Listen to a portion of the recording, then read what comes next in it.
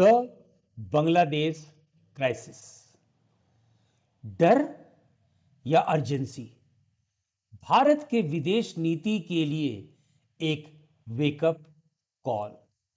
ऐसा क्यों?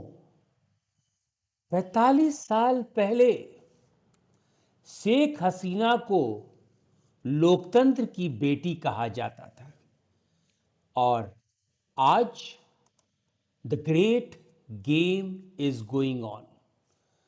चाइना अपनी रणनीति और प्रोजेक्ट के साथ बांग्लादेश के लिए तैयार खड़ा है। पाकिस्तान आईएसआई के माध्यम से कट्टरपंथियों को उकसा रहा है और अमेरिका बांग्लादेश पर नजर गड़ाई हुई है। 45 साल पहले the daughter of democracy Sheikh Hasina अब एक ऐसी नेता बन गई है जो हेलीकॉप्टर में बैठकर अपने ही देश से भाग गई। शेख हसीना चली गई, लेकिन सिविल सर्विसेज की तैयारी करने वालों के लिए असली कहानी उनकी इस्तीफा नहीं है।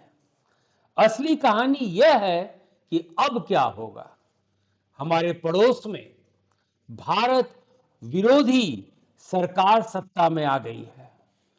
क्या यह भारत की नेबरहुड पॉलिसी की नाकामी है? उच्च मुद्रास्फीति, कर्ज की जाल, कम विदेशी मुद्रा भंडार, विपक्ष का दमन, मीडिया पे कार्रवाई और मानव अधिकार मुद्दे। बांग्लादेश की ये कहानी क्या भारत की नाकामयाबी है? द जियोपॉलिटिकल, भू राजनीतिक पर्सपेक्टिव। इस गेम में, ग्रेट गेम में, इंडिया, चाइना और पाकिस्तान है। भारत का दांव है बांग्लादेश में। बांग्लादेश भारत की north east connectivity, act east policy और लैंडलॉक बंदरगाहों के लिए जरूरी है।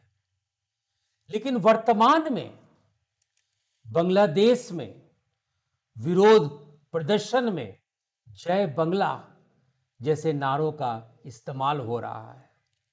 भारत विरोधी नैरेटिव गढ़ा जा रहा है। पाकिस्तान समर्थक भावनाएं उजागर किया जा रहा है।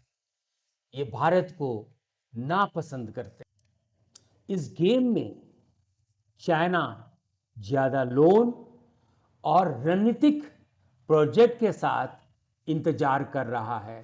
पाकिस्तान आईएसआई युवाओं को कट्टरपंथी बनाने और भारत के खिलाफ दूसरा मोर्चा बनाने की कोशिश कर रहा है।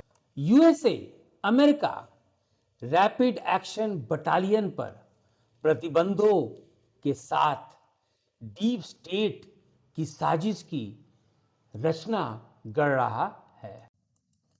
बांग्लादेश में वर्तमान अंतरिम सरकार, मोहम्मद यूनुस नोबेल पुरस्कार विजेता, क्या वो कट्टरपंथियों को नियंत्रित कर पाएंगे?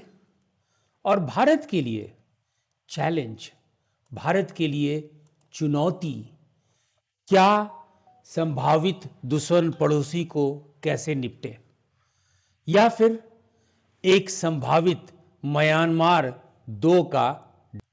The situation in Bangladesh is very fluid और आने वाले महीने बंगाल की खाड़ी, बे ऑफ बंगाल की भू राजनीति को तय करेगी।